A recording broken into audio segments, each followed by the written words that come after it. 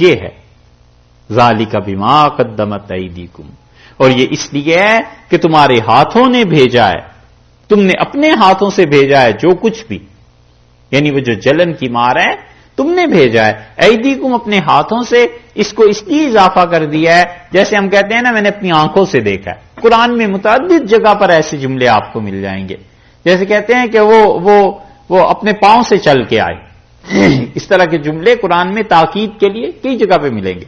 ذالک بما قدمت ایدیکم، یہ سب کچھ اس لیے ہے، یہ بدلہ اس کا ہے جو تم نے اپنے ہاتھوں سے بھیجا ہے۔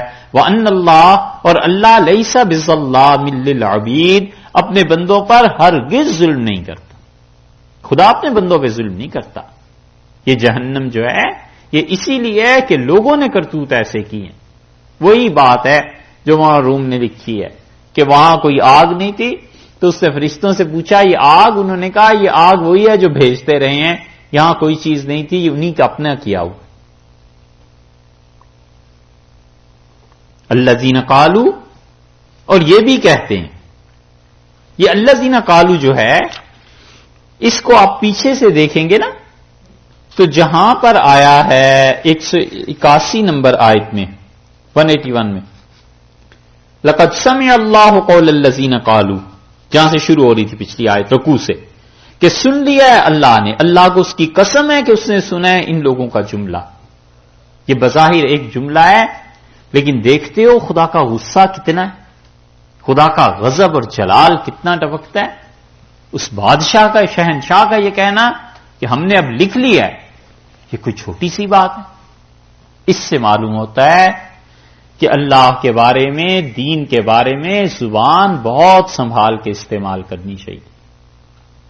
بعض اوقات لوگ بات تو کرتے ہیں لطیفے کی اللہ کے متعلق اور اسی طرح فرشتوں کے متعلق، لیکن خدا نہ خواستہ کوئی ایسی بات زبان سے نکل جائے تو آدمی کو لینے کے دینے پڑ جائیں۔ اللہ کے بارے میں، ان چیزوں کے بارے میں محتاط رویہ انسان کرے۔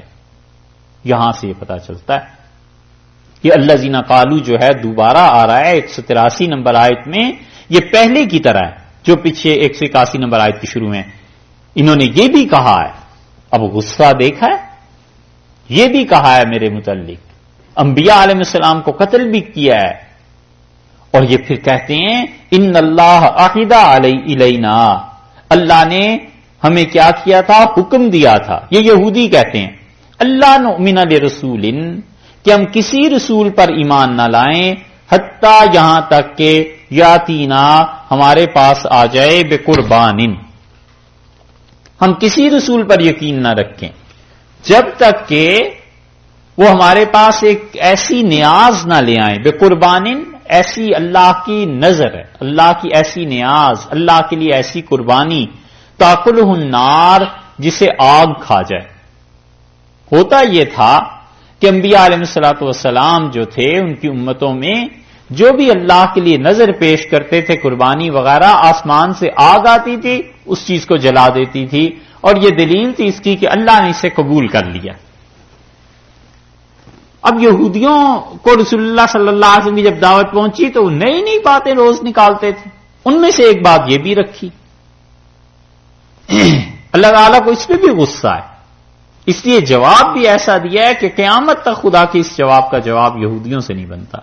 اللہ نے فرمایا ہے کہ یہ کہتے ہیں کہ اللہ نے ہمیں حکم دیا ہے کہ دیکھیے ہم کسی رسول کو اس وقت تک یقین نہ کریں، رسول نہ مانیں جب تک کہ وہ ایسی نظر خدا کے حضور میں پیش نہ کرے جسے اوپر سے آ کے آگ جلا دے۔ اچھا، اس وجہ سے محمد صلی اللہ علیہ وسلم قابل تسلیم نہیں ہے؟ قل، آپ فرمائیے قد جاءکم رسل، کتنے ہی رسول آئے ہیں، من قبلی مجھ سے پہلے علیہ السلام، بالبینات، اور وہ واضح دلائل لے کے تمہارے پاس آئے تھے، وہ بالذی قلتم، اور اس چیز کے ساتھ آئے تھے جو تم مجھ سے مطالبہ کرتے ہو۔ وہ کیا چیز ہے؟ آگ، کیا آسمان سے آئے اور چلائے؟ فلما قتلتموہم، تم نے انہیں کیوں قتل کر دیا؟ ان کنتم صادقین، اگر تم سچے ہو تو پھر انہیں کیوں قتل کر دیا تھا؟ اب دو اس کا جواب، اس کا کوئی جواب۔ اگر اتنا ہی ہے مجھ پہ ایمان لانے میں مانے اور رکاوٹ کہ میرے لیے آگ آسمان سے نہیں آتی، تو وہ انبیاء علیہ الصلوۃ والسلام بھی تو تھے جن کے لیے آگ آیا کرتی تھی. یہ چیزیں کیوں تمہارے لیے اس وقت قابل تسلیم نہیں تھی؟ اس لیے پرانی تہذیبوں میں آپ دیکھیں نا تو کہیں کہیں اتنے اونچے مینارے نظر آتے ہیں جس پر یہ ہسٹورینز لکھتے ہیں کہ شاید یہ کسی زمانے میں یہاں پر قربانی پیش کی جاتی ہوگی یا مذہبی رسومات ہوں گی. اس سے اندازہ ہوتا ہے کہ کوئی آدمی اس پہ تحقیق کرے تو شاید کبھی یہ نکلے کہ یہ پچھلی قوموں نے اس لیے بنائے تھے کہ خدا کے حضور میں نظر پیش کرتے ہوں گے اور آسمان سے آگ آتی ہوگی. اور اگر یہ مل جائے اس کا ثبوت تو اس کا مطلب ہے نبوت پھر وہاں بھی آئی تھی. اللہ تعالیٰ نے یہاں بتایا ہے کہ بالذی قلتم، یہ جو تم مجھ سے مطالبہ کر رہے ہو، قد جاءکم رسل من قبلی، رسول علیہ السلام مجھ سے پہلے جو آئے ہیں ان کے ساتھ یہ چیز تھی اور وہ چیز بھی تھی جس کا تم مطالبہ کر رہے ہو. فلیما قتلتموہم ان کنتم صادقین، اگر تم سچے ہو تو انہیں کیوں قتل کر دیا تھا؟ فإن کذبوک، اور ان جرائم کے بعد، اس بات کے بعد اگر آپ کو جھٹلاتے ہیں تو آپ پرواہ نہ کیجئے. فقد کذب رسل من قبلک، جھٹلائے گئے ہیں رسول علیہ الصلوۃ والسلام من قبلک، آپ سے پہلے کتنے ہی رسول تھے. دونوں جگہ پر اللہ تعالی نے رسل کو نکرہ کے لیے استعمال فرمایا ہے. قد جاءکم رسل اور فقد کذب رسل. دیکھا آپ نے، اس کا مطلب یہ ہے کہ دونوں جگہ پر ان کی عظمت، ان کی شان کی بات کی ہے کہ انبیاء علیہ السلام بہت کثیر تعداد میں بڑی شان والے آئے تھے. فقط کذب رسول من قبلک، آپ سے پہلے بھی یہ رسولوں کو جھٹلاتے ہی رہے ہیں علیہ السلام کو. جاءوا بالبینات، اور وہ جو رسول تھے وہ کیسے آئے تھے؟ نشانیاں لے کر آئے تھے اللہ کی طرف سے. بینات کا مطلب واضح دلائل لے کے آئے تھے جو عقلاً بھی سمجھ آتے تھے یا معجزات جو واضح طور پر دیکھے جا سکتے تھے. ایک والزبر، اور وہ کیا لائے تھے؟ زبر. زبر جو ہے وہ جمع ہے زبور کی. یہ تشدید آ گئی نا، والزبر. یہ شد کبھی کبھی آ جاتی ہے جب ادغام ہوتا ہے، دو حرف مل جاتے ہیں. جیسے بھی یدعو تھا نا تو اس میں دال کے بعد عین ہے نا، تو اس وجہ سے وہ ہو گیا. جیسے لفظ اللہ ہے، لفظ اللہ میں دو لام مل گئے. اس لیے اہل لغت کے 4 مذاہب ہیں اللہ کے بارے میں کہ لفظ اللہ جو ہے وہ بنا کیسے ہے.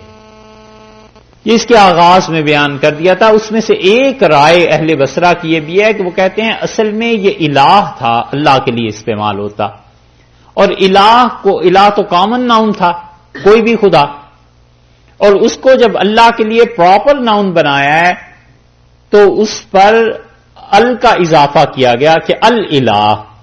تو الالہ پڑھنا ذرا سا دشوار تھا، تو 2 لام آپس میں جب ملے تو وہ اللہ بن گیا. تو اللہ سے مراد حق تعالی شانہ کی ہستی، یہ اس کا ذاتی نام. تو یہاں بھی والزبر، اور وہ جو نوشتے تھے، یہاں پہ تفسیر ماجدی میں لکھنے میں گڑبڑ ہو گئی ہے. کاتب نے والزبر کو نوشتے کی بجائے فرشتے لکھ دیا، نون کی بجائے فے لگا دیا، تو وہ حضرت نے ترجمہ نہیں کیا. وہ جو فرشتے لکھا گیا وہ اس کے صحو قلم کا نتیجہ ہے، قلم اس کا ایسے چل گیا ہے. تو اس لیے آپ کبھی اگر تفسیر ماجدی پڑھیں تو زبر سے مراد فرشتے نہیں ہیں، وہاں بھی زبر سے مراد نوشتے ہیں، نوشتن تحریر. جاؤ بالبینات، وہ انبیاء، وہ رسول علیہ الصلوۃ والسلام وہ آئے تھے واضح دلائل لے کے. والزبر، اور اس کے ساتھ ساتھ وہ کیا لائے تھے؟ نوشتے لائے تھے، کتابیں لائے تھے، صحیفے تھے ان کے. والکتاب المنیر، اور ایسی کتاب لے کے آئے تھے جو بڑی روشن تھی، چمکدار تھی، کھلی ہوئی کتاب. منیر نور سے نا، تو منیر روشن کتاب لے کے آئے تھے.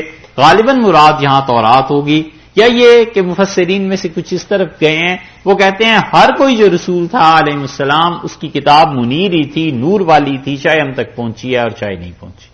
تو اللہ نے کہا یہ ان کو بھی نہیں مانتے تھے. کل نفس، ہر ایک جان نے ذائقۃ الموت، موت کو چکھنا ہے. موت جو ہے اس کو چکھنا ہے، یہ کوئی سزا نہیں ہے. اب بھی جوش انسائکلوپیڈیا دیکھیں تو تو یہودیوں کیا موت سزا ہے. وہ کہتے ہیں آدمی جو گناہ کرتا ہے اس کے نتیجے میں سزا ہوتی ہے، اللہ تو سزا ہوتی ہے تو موت آ جاتی ہے. اللہ تعالیٰ نے منع کر دیا. اللہ نے فرمایا کل نفس ذائقۃ الموت، نیک ہو یا بد ہو، اچھا کرے یا برا کرے، آخر اس نے موت کو چکھنا ہی ہے. یہ ایک مرحلہ ہے جس سے گزرنا ہے، سزا تھوڑی ہی ہے. اگر یہ سزا ہوتی تو انبیاء علیہ السلام کو کیوں دی جاتی؟ وَإِنَّمَا، اور بلا شک و شبہ تو وہ فونا پورے پورے اجورکم بدلے ملیں گے، یوم القیامہ قیامت کے دن تمہیں پورے پورے بدلے ملیں گے. دنیا میں جو کچھ کرتے رہے ہو نا، اچھائی اور برائی، ہم پورے پورے بدلے دے دیں گے. کسی کا کوئی قرض مالک کے ذمے نہیں رہے گا. فمن زحزح عن النار، اور لوگوں اصل بات یہ ہے کہ جو آدمی بچایا گیا آگ سے، زحزح کا اصل مطلب ہے سرکا دینا، ہٹا دینا. فمن زحزح عن النار، اصل بات یہ ہے کہ جو آگ سے بچایا گیا، وادخل الجنہ، اور جنت میں داخل کیا گیا، فقد فاز، بس وہ کامیاب ہو گیا.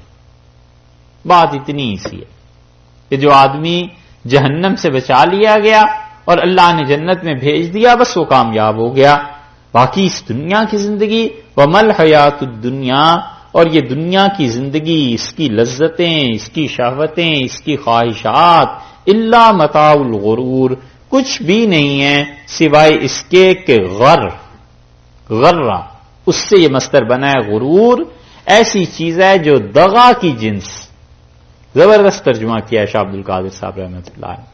دغا کی جنس ہے، یعنی دھوکے کی چیز ہے. ایسی جنس ہے، ایسی چیز ہے دنیا، اس کے سارے شعبے دھوکے پہ مشتمل ہیں. دھوکہ ہی دھوکہ ہے. جیسے آدمی اس کی تحقیق کرنا شروع کر دے، کوئی چیز ایسی نہیں ہے جس کو اپنے طور پہ قیام ہو، ہر طرف دھوکہ ہی دھوکہ ہے. اللہ نے فرمایا بات اتنی سی ہے کہ جہنم سے جو بچ گیا اور جنت میں پہنچا دیا گیا، کامیابی اس کو مل گئی. لَتُبْلَوُنَّ، اور یقیناً آزمائیں گے. یہ لام آ گیا نا پھر قسم کے معنی میں، یقیناً آزمائیں گے، ہمیں قسم ہے ہم آزمائیں گے. فی اموالکم وانفسکم، تمہیں تمہارے مال کے ساتھ بھی اور تمہیں تمہاری جانوں کے ساتھ بھی. کبھی جانوں میں کمی کر دیتا ہے، موت آ جاتی ہے، کبھی مال میں کمی ہو جاتی ہے، کبھی اور چیزیں پیش آ جاتی ہیں. ہم یقیناً تمہیں آزماتے ہی رہیں گے، تمہارے مال سے، تمہاری جان سے. ولا تسمعن، اور آپ یقیناً سنیں گے، من الذین اوتوا الکتاب، جن لوگوں کو کتاب دی گئی ہے، من قبلکم، مسلمانوں تم سے پہلے جنہیں کتاب دی گئی ہے. کون؟ عیسائی، اور ان سے بھی پہلے یہودی. تم یقیناً ان سے سنو گے. کیا سنو گے؟ ومن الذین اشرکوا، اور ان سے بھی سنو گے جنہوں نے شرک کیا ہے. اذن کثیرا، تم سنو گے بہت زیادہ بدگوئی. اذن کثیرا، زبان کا غلط استعمال. تم ان سے بہت زیادہ اپنے متعلق گالیاں سنو گے، بہت زیادہ تمہیں برا بھلا کہیں گے. یہودی بھی، عیسائی بھی، اور جو مشرکین ہیں، یہ تینوں قومیں تمہیں برابر برا کہتی رہیں گی، ہمیشہ مسلمانوں کی برائی کریں گے. وَإِن تَصْبِرُوا، اور ان کے مقابلے میں صبر سے کام لو. وَتَتَّقُوا، اور اللہ کا جو حکم ہے اسے پورا کرتے رہو، یعنی پرہیزگار بنو. فَإِنَّ ذَلِكَ، سو یہ کام کون سا؟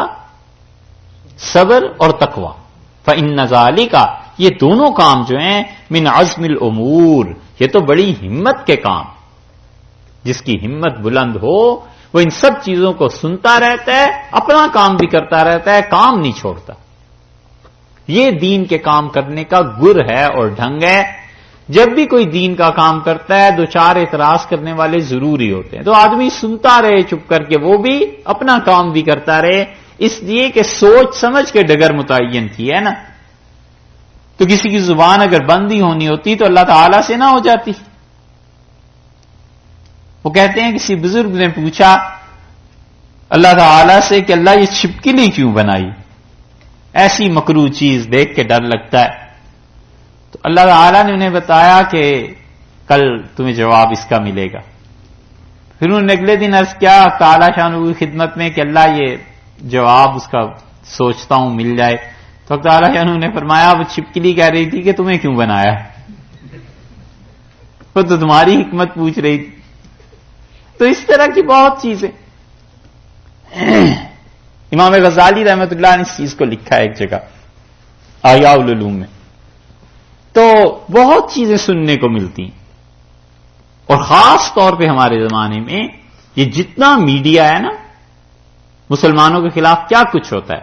اللہ نے فرمایا جنہیں ہم نے کتاب دی تھی تم سے پہلے ان سے، اور جو شرک کرتے ہیں اذن کثیرہ، تھوڑا بہت بھی نہیں، کثیرہ بہت زیادہ تم ان کی بدگوئیاں سنو گے. لیکن تم نے کیا کرنا ہے؟ صبر کرنا، تقوی اختیار کرنا. فإن ذلك من عزم الامور، یہ تو بہت ہمت کا کام، بہت ہمت کے ساتھ کام کرو گے تو پھر جا کر تمہیں کامیابی مل جائے گی. ٹھیک ہے.